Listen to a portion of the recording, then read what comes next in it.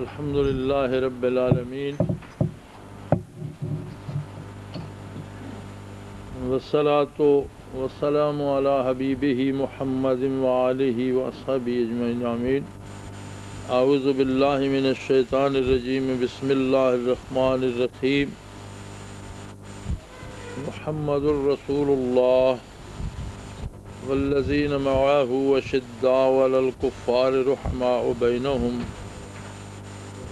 تراهم ركعا سجدا يبتغون فضلا من الله ورضوانا سيماهم في وجوههم من أثر السجود.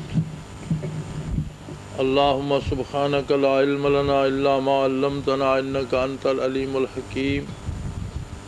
مولاي صل وسلم دائما أبدا على حبيبك من زانت به الأسر.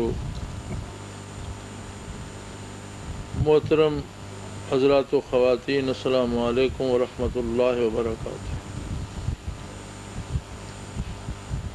اللہ جل شانہ کا ارشاد گرامی نبی علیہ الصلوۃ والسلام کی عظمت اور آپ کا تعارف پیش فرماتا ہے. یہ بڑی عام فہم سی بات ہے. تاریخ عالم میں بے شمار قوموں کے پاس اپنے اپنے ہیروز ہیں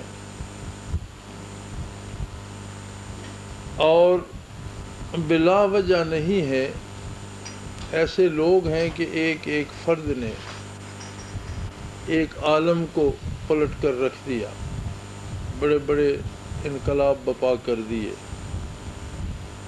لیکن اگر نفسیاتی اعتبار سے اس پہ نظر ڈالی جائے تو انہوں نے انسان کی بنیادی جو دو قوتیں ہیں انہیں استعمال کیا ہے. انسان میں بنیادی طور پر ایک قوت غضبیہ ہے اور ایک قوت شہوانیہ ہے. سب سے پہلے ہر طرف وہ اپنی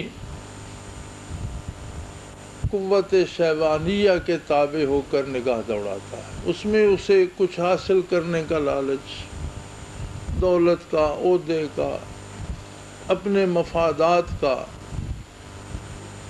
اس طرح کی چیزیں اس میں ہوتی ہیں. اور پھر جب وہ سمجھتا ہے کہ میری راہ میں کوئی رکاوٹ ہے تو پھر اس کی قوت غضبیہ کام آتی ہے اور پھر وہ ایک چھوٹے سے وجود سے ایک بہت بڑا پہاڑ بن جاتا ہے، ڈٹ جاتا ہے. جن لوگوں کو اللہ نے یہ استعداد بخشی کہ وہ انسانی نفسیات کو نہ صرف جان سکیں بلکہ اسے استعمال بھی کر سکیں، تو انہوں نے ان ہی دو قوتوں کو استعمال کر کے اپنے لیے ترقی کے راستے بنائے اور دنیا کو بہت بڑے انقلابات سے آشنا کر دیا.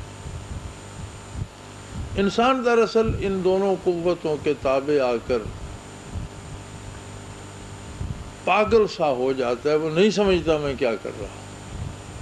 ہٹلر نے قوت غضبیہ کو سامنے رکھا اور ماٹو دیا کہ جرمن کے مقابلے کا کوئی دوسرا نہیں ہے، سب کو تہس نہس کر دو.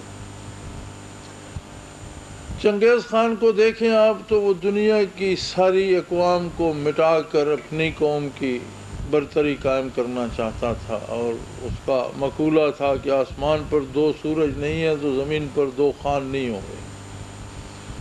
اور پھر قتل عام کرنا، جانوروں تک کو مار دینا، انسانی سروں کے مینار بنانا، یہ ساری اس قوت غضبیہ کو بھڑکانے کے لیے نفسیاتی حربے تھے.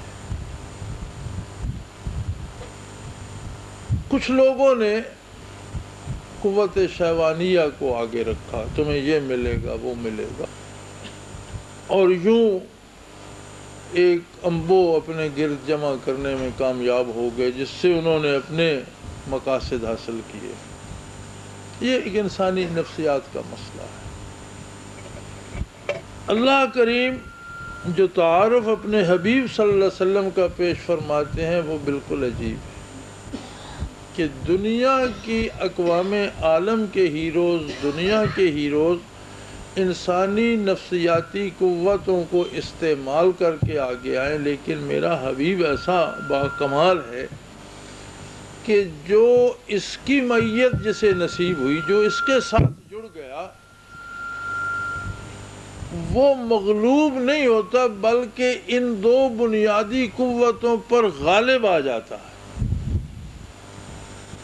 اسے استعمال نہیں کیا جا سکتا کہ ان قوتوں کے زیر اثر لا کر استعمال کیا جائے، بلکہ وہ ان قوتوں پر قابو پا لیتا ہے، اور اشداء علی الکفار، اس کی ساری شدت جو ہے وہ کفر یا کافر یا ظلم یا ظالم یا برائی کے لیے ہوتی ہے، اس کے خلاف ڈٹ جاتا ہے۔ رحماء بینہم، اور اسے اپنی قوت شیوانیہ کو استعمال کرنے کا موقع اور محل معلوم ہوتا ہے، اور وہ محبتیں یعنی بیک وقت وہ برق طپاں بھی ہے، باد بہاری بھی ہے۔ ایک ہی میدان کارزار میں کافر کے لیے برق طپاں ہے، اور عین اسی لمحے گرتے ہوئے مومن سپاہی کے لیے جان بھی قربان کرتا ہے، اتنی محبت کرتا ہے۔ وہی لڑنے والا مقابل جو ہے وہی کلمہ پڑھ لے، اسی کو سینے سے لگا لیتا ہے۔